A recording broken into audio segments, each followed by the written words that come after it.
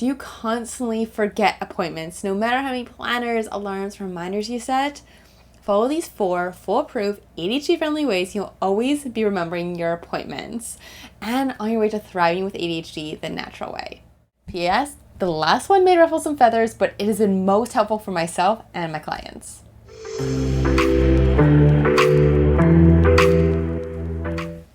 Number 1, systemize like a crock pot. Okay, I do not like cooking at all because I'm trying to do all these things, collect the ingredients, follow a recipe, make sure like the yam fries are not burning in the oven and they end up burning all the time. So crock pot it.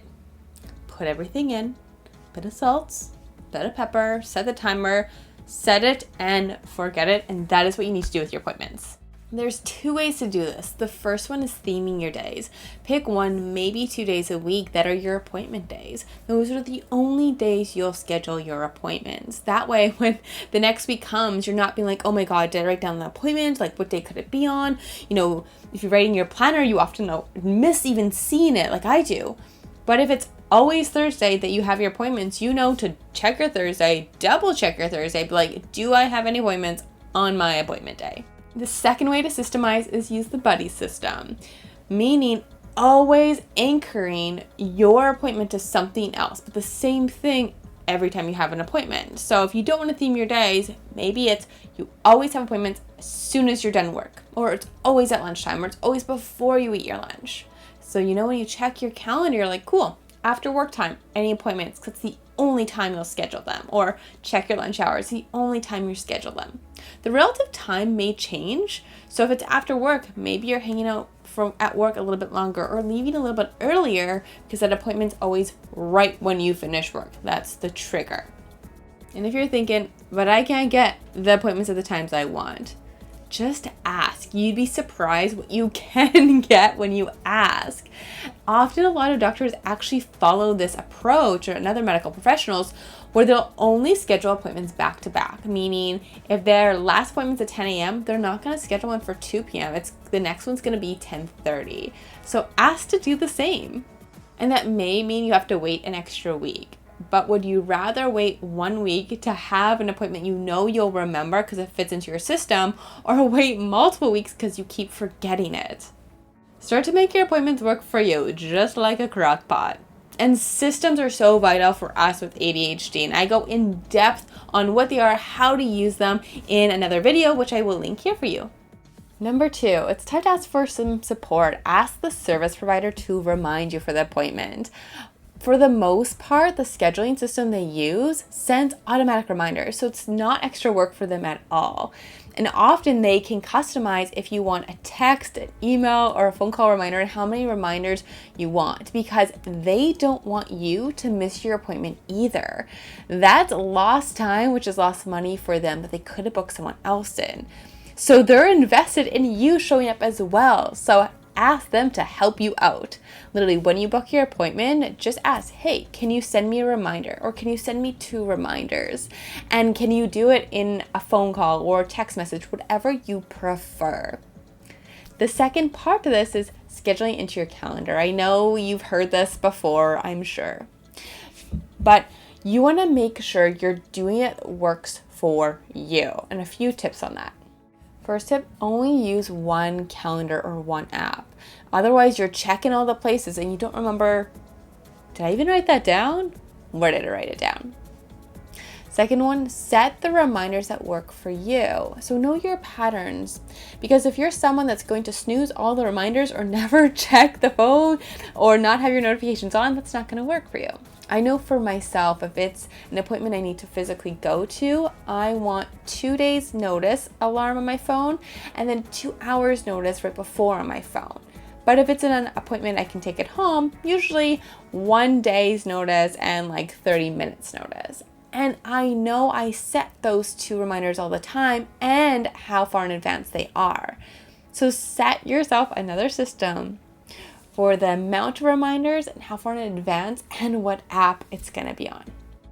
Number 3, if you look for red cars, you're only going to see red cars. So if you tell yourself, I'm going to forget this appointment, I always forget appointments, you're going to forget the appointment. And this applies to all areas of life. If you tell yourself it's going to be that way, it's going to be that way because you block out all the other possibilities. So remember last week or the week before when you went out for lunch? You sat down, you got your food, and you're like, yeah, this looks disgusting. What did they do to that? I'm not eating that. You take a bite, you're like, I can make this better at home. 100% do not recommend this restaurant. And you go home and you write an angry review and you tell your friends, don't go there, not worth the money, the food was so inedible. And you always remember that.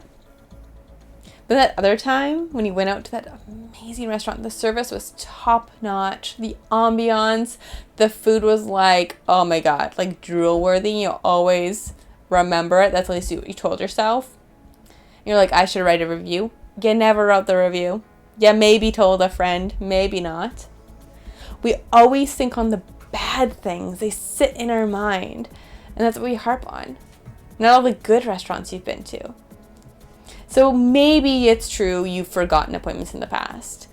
But I bet you haven't forgot every appointment. Those are the ones that we're thinking of. So if you keep harping on it, that's what you're going to keep getting. Forgotten appointments.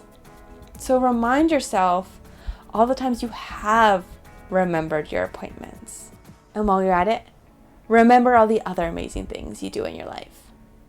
And yeah, this can be hard. I fall victim to this all the time in other areas of my life as well, not just appointments, such as my business. Like, well, why didn't all those people join that new program? Why didn't this happen? Why didn't my video reach 5 million people? I'm looking for the problems and what isn't working versus looking at what is working, because there are so many things that are working that are going right when we look for them. And I don't know about you, but I'd rather look for the positive and feel so freaking good with myself every day than beat myself up and tell myself I'm a complete failure at adulting, right? Fourth and final one, and this is probably going to ruffle some feathers, so go ahead and debate it in the comments, but it's been the most helpful for myself to remember all my appointments and for my clients. You're going to want to write this down. Appointment minimalism. Make less appointments to start with. If you didn't have appointments, you wouldn't forget your appointments. Okay, but seriously though, remember when you first moved over to your parents' house and you go move into this tiny, tiny apartment, you barely have any furniture, you have like one spoon, one knife, one fork, one bowl. So when you're looking for like that fork, you're like, oh, I know where it is because it can't be many places. And that's one reason why I live in a 200 square foot tiny home, because I never misplace anything and I save time looking for things. Same thing with your appointments. When you just have less scheduled, it's easier to remember them. And this goes for anything in your schedule and calendar. The less there is, the more white space, the easier it is to see that black space, which is your appointment or your reminder you need to look at. Why this has been so helpful for myself is that a couple years ago, I had so many appointments every week. My calendar was always full, and I don't even know what the appointments were for. But now when I have an appointment, it's like my birthday. This special occasion that only happens once a year, so you better believe I remember it. Like, no joke. And how I've gotten to that is just like I got into my tiny home. I Marie Kondo'd that shit.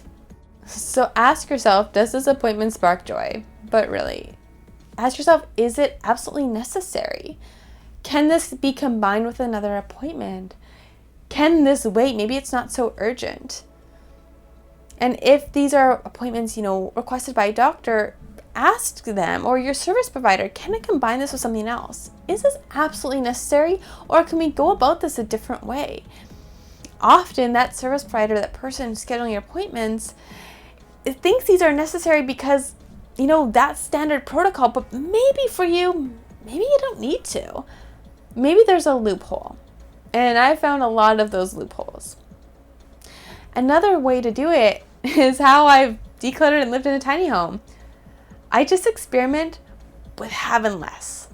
I would pack some clothes away in a box and put it in a far off storage bin and give it a month, 2 months, and see if I missed it, if I'd be okay without it. Same thing with your appointments. Give it a day, 2 days, a couple weeks, even a month of like, I'm not going to schedule that yet. let's experiment and see if I really needed that appointment. I mean, it's an experiment. What's the worst that can happen? And yeah, this is really uncomfortable. But where there's a will, there's a way, I promise. The thing is, our ADHD brain is gonna trick us. It's gonna tell us that all these appointments are important. We need to do them all, we need to complete them all. We need to have more appointments, we need to do more, we need to schedule more, we need to complete more. More is better, like it says for everything in life, but it's just not true. And we've lived with this ADHD our entire lives, but it's so easy to forget our patterns. So just coming back to that fact of like, oh, my brain's gonna try and trick me and say I need to do more. And maybe all these appointments are necessary, but I also have the power to question it and to ask myself if they truly are. I give you permission to do that. And if this was helpful or could help a friend, go ahead and subscribe and send it their way as well. And if you're ready to get off the struggle bus or the I'm just managing bus and start to thrive with your ADHD completely from a natural approach, go ahead and click here, I'll link it there and below on ways to work with me and step into my world. And as you're waiting for next video, you can also go ahead and watch this. Thank you for being here. Love you so much.